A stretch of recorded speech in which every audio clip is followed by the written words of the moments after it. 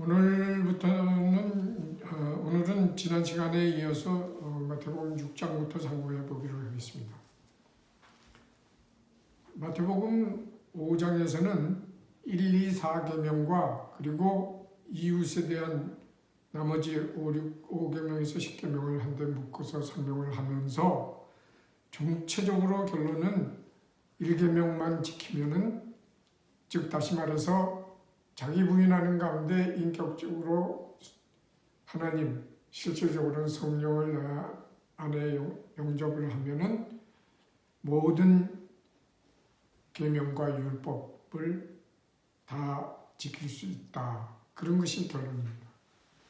이제 6장과 7장에서는 6장에서는 대신관계, 즉 1계명에서 4계명을 총체적으로 다시 한번 설명하고 7장에서는 사람에 관한 계명에 대한 것을 총체적으로 설명하는 것으로서 5, 6, 7장의 말씀을 마칩니다.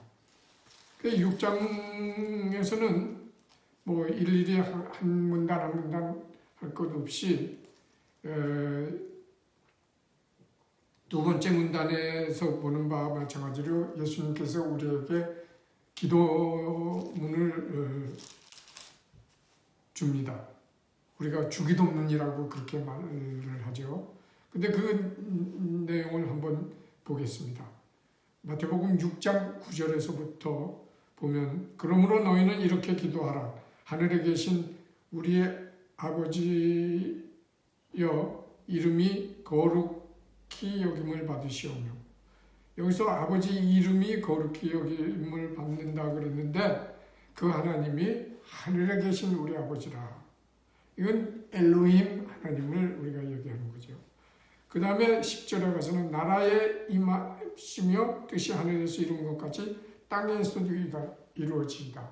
그래야 하나님께서 이 지상에서 와서 자신의 뜻을 푼다 이거죠. 이것은 여호와 하나님에 대한 얘기를 하는 거죠.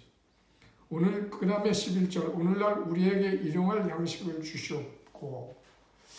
이 말씀이 사람들에게 많은 혼돈을 가지고 잘못 해석하는 경향이 있는데, 우리가 성경은 육적인 것을 영적으로, 육적인 것을 육적으로, 영적인 것을 육적으로, 영적인 것을 영적으로 그렇게 기록하는 경우가 있다고 그렇게 설명을 드린 바 있습니다만, 많은 경우에 영적인 것을 육적인 것으로 표현하는 경우가 아주 많습니다.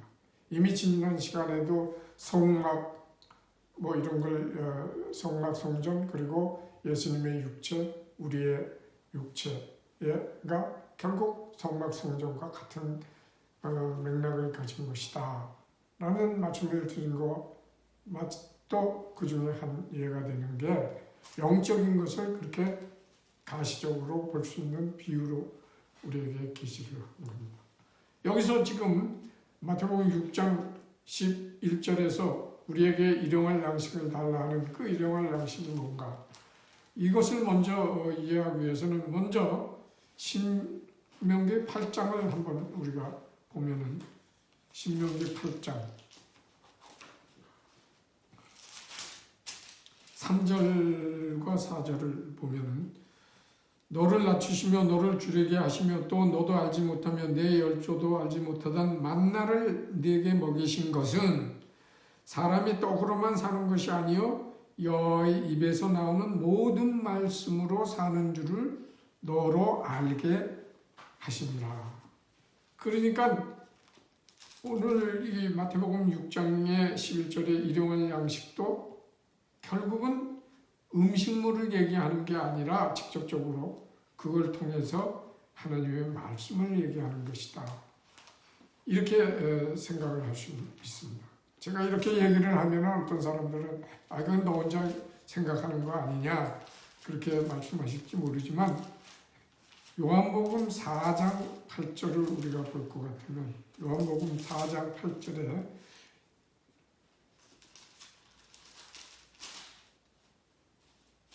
예수님께서 34절입니다. 요한복음 4장 33절에 예수님께서 이르시되 나의 양식은 나를 보내신 이의 뜻을 행하며 그 일을 온전히 이루는 것입니다. 이렇게 얘기하고 있습니다. 그러니까 지금 마태복음 6장 11절에서 예수님이 기도문을 우리에게 가르쳐 주실 때 이름을 양식이라는 게 우리가 육신을 위해서 먹는 음식물을 얘기하는 게 아니라 우리의 심령을 위한 하나님의 말씀을 얘기하는 것이다.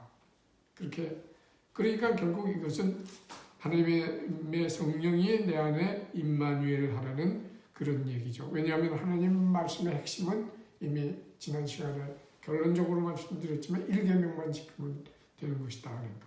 그래서 이 세 절에 엘로힘 여호와 임마누엘을 우리에게 보여주는 거예요. 그래서 우리가 구원을 받아야 된다.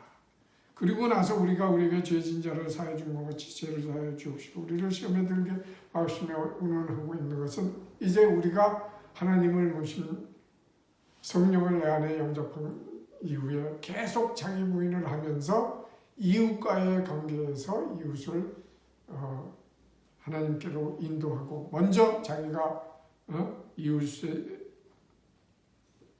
죄를 사해 주고 뭐 이런 등등의 얘기가 나오는 것입니다. 그러니까 이것은 이웃을 아가페하면서 내 신령과 하나님의 관계를 성숙시켜라 그런 얘기가 되어 있습니다.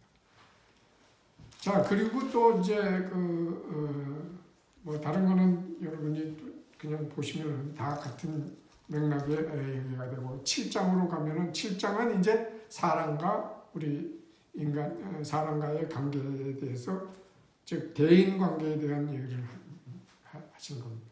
그런데 그 중에서도 우리가 한 7절 하나만 볼 것 같으면 구하라 그러면 너에게 주실 것이요. 이때 구하라 하는 것은 여러분이 제가 나눠드린 BSM 1번을 보면은 엘로힘적 믿음의 단계에서 기도는 간구입니다. 간구. 여호와적 믿음의 단계에서 기도는 하나님과의 교제요. 임마누엘적 단계에서의 믿음에서의 기도는 감사하는 것이다. 그런 얘기를 드린 적이 있는 것으로 생각하는데 즉 여기서 구하라 그것은 간구하는 것이니까 엘로힘적 믿음의 기도예요. 그 다음에 너희가 주실 것을 찾으라. 찾는다는 것은 서로 교제를 하는 가운데서 뭐가 있나 없나 보는 것이니까 이것은 여호와적 그리고 마지막에 문을 두드리라 그러면 열리라. 열리면 우리가 들어가잖아요. 밖에서 외부에서 안으로. 그러니까 임마누엘이죠. 그래서 성경을 보면은 이렇게 엘로힘 여호와 임마누엘의 이 단계로 해서 말씀을 우리에게 계시하는 데가 많습니다.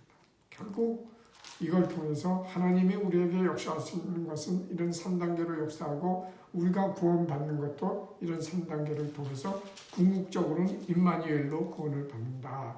그런 얘기가 되겠습니다. 그런데 7장에서 마지막으로 가면은 15절부터 보면은 거짓 선지자들을 얘기합니다. 근데 이 사람들은 양의 옷을 입었으나 속에는 득탈하는 노략질하는 이리가 있다. 그건 뭐냐면은 겉으로 나오는 행위는 이미 지난 시간에 누가복음 18장에서 예를 든 서기관 같은 그렇게 아주 보기 좋고 또 침례의 요한같이 겉으로는 그러지만은 진정으로 성령을 영접하거나 진정으로 침례의 요한이 구세주인 예수에 대해서 자기가 입으로는 말하면서 그 사람을 쫓아가지 않는 그거나 마찬가지의 얘기를 지금 여기서 하고 있는 것입니다. 그런 사람들이 겉으로는 아주 양같이 정말 보들보들하지만은 속에는 노략질하는 늑탈하는 이리가 있다, 마귀가 있다 그런 얘기가 됩니다. 그런데 그런 사람들도 자기 주의 이름으로 선지자 노릇도 하고 주의 이름으로 귀신도 쫓고 주의 이름으로 많은 권능을 행한다고 22절에 얘기했습니다. 이미 우리가 구약을 공부할 때 알겠지만 하나님께서 모세를 통해서 10가지 재앙을 내리실 때 그 첫 번째, 두 번째, 그리고 그 사전에 지팡이를 뱀이 되게 했다가 뱀을 다시 지팡이로 가게 하는 이런 3가지는 바로의 술객들도 그걸 그대로 했습니다. 그러나 그 다음 계명 제3계명서부터는 그들이 못했습니다. 여기도 지금 마찬가지로 이렇게 겉으로는 양의 옷을 입고 속에는 마귀가 있는 이런 사람들도 주의 이름으로 또는 어느 정도 그 하나님께서 할 수 있는 능력을 한다는 것을 여기에 기록하고 있습니다. 그래서 우리가 정말 조심해야 될 것은 진정으로 바른 복음을 전하는 주느냐, 또 권능을 행하더라도 저게 하나님과 같이 무한대로 할 수 있는 거냐 아니냐, 이런 거를 확실하게 판단을 해야 우리가 정말 그 참다운 믿음의 눈으로 사람을 판단할 수 있다, 그런 얘기가 되겠습니다. 이렇게 해서 5, 6, 7장을 제가 간단하게 말씀을 드렸는데, 사실 이 마태복음 5, 6, 7장을 사람들은 뭐라고 부르느냐 하면 산상수훈이라고 부릅니다. 그것은 왜냐하면 예수님께서 산에 가셔서 말씀을 해주신 것이기 때문에. 그런데 수훈이라고 하는 것은 종교적인 교훈 중에서 또 뛰어난 교훈을 수훈이라고 합니다. 그러니까 5, 6, 7장이 예수님께서 처음으로 이렇게 길게 말씀을 해주시고 하는 그런 내용을 지금 담고 있는데, 이거를 종교적인 교훈이라고 얘기한다 이겁니다. 이미 마태복음을 시작하기 전에 종교와 기독신앙의 차이를 얘기를 했는데, 이게 만약에 종교적 교훈이라면 이 제목 자체부터 복음이라는 말이 들어가면 안 됩니다. 마태, 마가, 누가, 요한은 복음이라는 말로 되어 있습니다. 여기서 이 복음이라고 하는 말은 원래는 천사의 그 좋은 천사라는 그런 뜻인데, 그 좋은 천사가 하나님의 말씀을 우리들에게 대신 전해준다, 그런 의미로 얘기를 하는 겁니다. 그러면 하나님의 말씀의 핵심은 뭐냐? 이미 구약에서, 이미 5장에서 우리가 다 공부한 대로 10계명 중에서 1계명, 즉 하나님의 영을 내 안에 영접해서 내가 하나님과 같은 사람이 되어야 된다, 그 내용인데, 이거를 종교적인 교훈으로 전부 바꿔서 얘기를 하면은 아까 지난번에 말씀드린 서기관이나 바리새인이나 다를 게 없다. 그 사람들의 의미는 외적인 것만으로 얘기를 하고, 하나님과 예수님은 내면적인 심령과 하나님의 관계만을 얘기하고, 그러니 이것이 엇갈리는 겁니다. 더더군다나 제가 어떤 사람한테 이게 종교적인 교훈이 아니라 구원을 받는 영적 복음이다, 그렇게 얘기를 하니까 무슨 소리냐, 구원은 예수님의 보혈의 피만 믿으면 구원을 받아서 그 사람들이 이제 지켜야 할 이게 교훈이다, 이렇게 얘기를 해요. 그래서 제가 반문을 했습니다. 만약 그렇다면은 예수님이 십자가에 돌아가신 것이 이 마태복음 5장 앞에 기록이 되어 있어야, 그래야 예수님 피 흘린 것을 믿고 우리가 구원을 받아서 5장에서부터 6, 7장 당신이 얘기하는 대로 종교적인 교훈을 지킬 거 아니냐. 그러니까 대답을 못하고 아예 우물우물하면서 어떤 사람의 지은 책을 읽어보라, 이런 얘기를 제가 드린 적이 있습니다.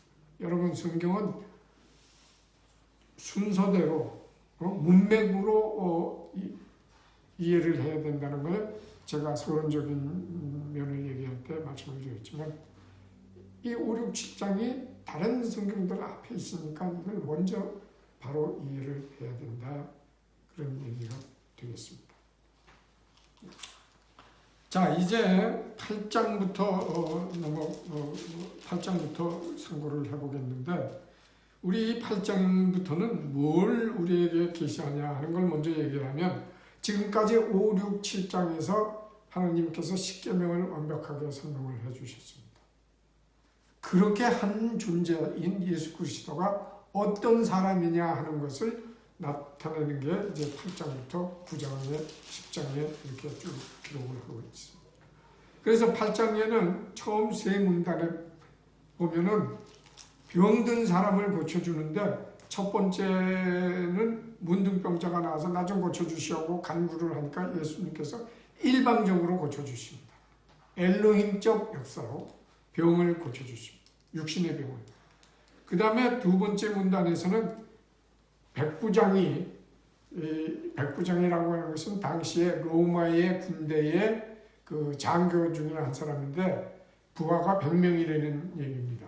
그래서 백부장이라고 그러는데 그 당시에는 지금하고 비교할 수 없을 정도로 인구나 군대 수의 숫자가 적으니까 지금 여기서 말하는 백부장이면 오늘날로 말하면 부하 한 1000명 이상은 되는 뭐 대대장이나 연대장급에 해당하는 그런 사람이니까 상당히 지위가 높은 사람입니다. 그 사람이 예수님과 대화를 하면서 자기의 하인의 병을 멀리 있는 하인의 병을 고쳐달라고 얘기합니다. 대화를 합니다. 교제를 합니다. 그러니까 이건 여화적인 역사의 모습이고 그 다음 마지막에 세 번째는 14절부터 베드로 장로의 손을 붙잡습니다. 이 손을 잡는다, 안수를 한다, 뭐 눈에 장님의 진흙을 바른다 하는 것은 성령이 그거를 통해서 그 사람에게 들어가는 즉 임마누엘. 그래서 이 세 문단에서 엘로힘 여호와 임마누엘적 역사를 하면서 표적을 행할 수 있다. 즉 이 예수 그리스도는 하나님이요 구세주다 하는 것을 우리에게 계시를 한 겁니다. 잠깐 기도하겠습니다. 아버지 하나님 감사합니다. 또한 계속해서 이렇게 정말 하나님 말씀 그 귀한 말씀 있는 그대로 우리에게 계시해 주신 것을 깨닫게 해주심을 감사드립니다. 이러한 영안을 계속해서 가지면서 성경을 바로 깨달아서 우리의 믿음을 바로 정립할 수 있도록 저희를 지켜주시고 인도하여 주시옵소서. 예수님의 이름으로 기도했습니다. 아멘.